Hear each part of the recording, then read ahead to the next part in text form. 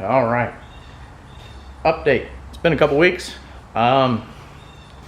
We did make it to Daytona.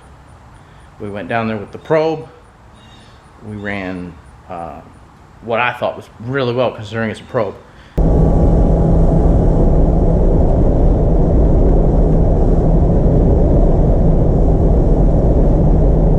It was really hot. Heat indexes were close to 120 during the day. You know, we didn't even go out for our morning, second morning track session. It was just too hot. Car did great. We had some problem with the passenger side strut. We had an adjustment that was loose. It was kind of moving on us. We managed to cinch it down and re-tow it at the track and made it through. When we got it home, we were able to fix that pretty quickly. But yeah, we did Daytona. The probe did 143 miles an hour on approaching the start finish line. I had a hard time on that track keeping my foot in it, and the car was fine. I chickened out, and that's on me. But the car survived. I survived. We really didn't have any problems other than the suspension kind of being a little wonky. So find myself back from here, back from an event without having to do a whole bunch of work on the probe. So that means we got to do a bunch of work on the Corvette. So that major update is the engine is out, the transmission is out.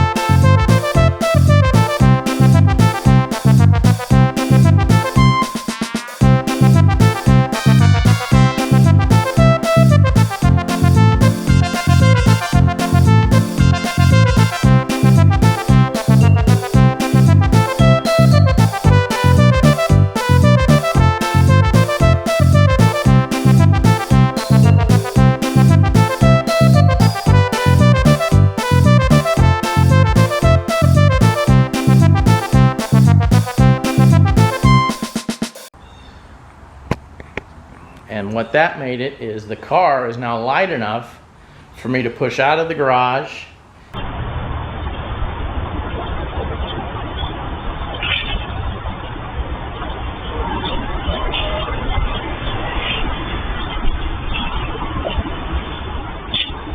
Push back into the garage. So we were able to push it out.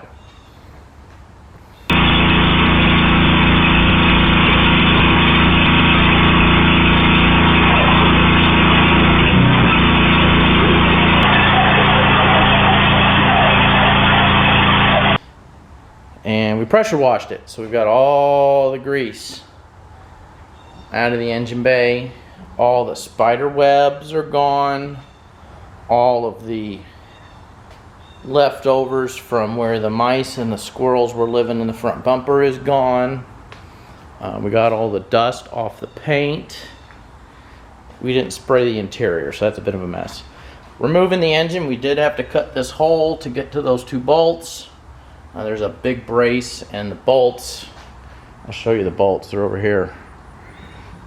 If you look at that spot there, they had corroded and mated themselves to the aluminum differential housing. So they weren't coming out easily. That was a deal. And we've got all this cleaned off. All the dust is gone. You know, look down in here. This was all grody. We cleaned a bunch. We got a long way towards cleaning this drip rail out, which is awesome. We still have some of this sticky stuff here to clean out, but way less of it. We've got the materials we need to finish the roll bar, so we'll be able to do that soon. And once we're done welding on the roll bar, we'll be able to get a fiberglass kit and start patching all these holes up where we had the clearance to get the stuff. So we'll be able to put all of that right back the way it was. And all of that is going to be hidden under carpet. So you're not going to see any of it. So, but we did get the engine out. Scary things about this engine.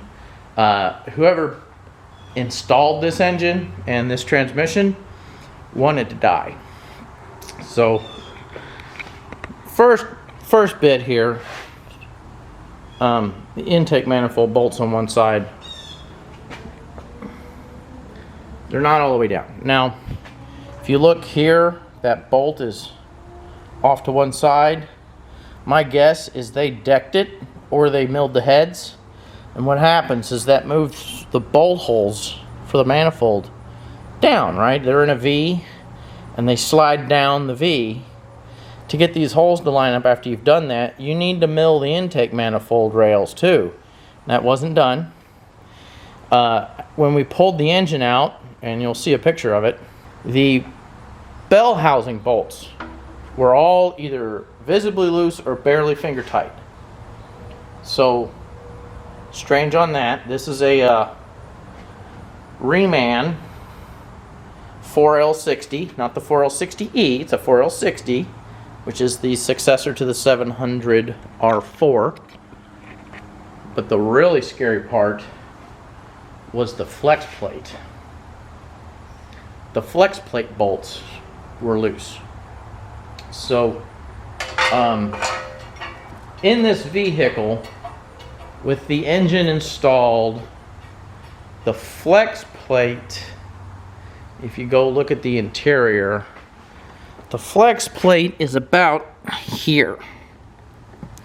And if the flex plate lets go, that engine's spinning a certain way. It's going to send the flex plate right through the bell housing, through the floor, and it's going to take your feet off if it's not installed correctly. So scary.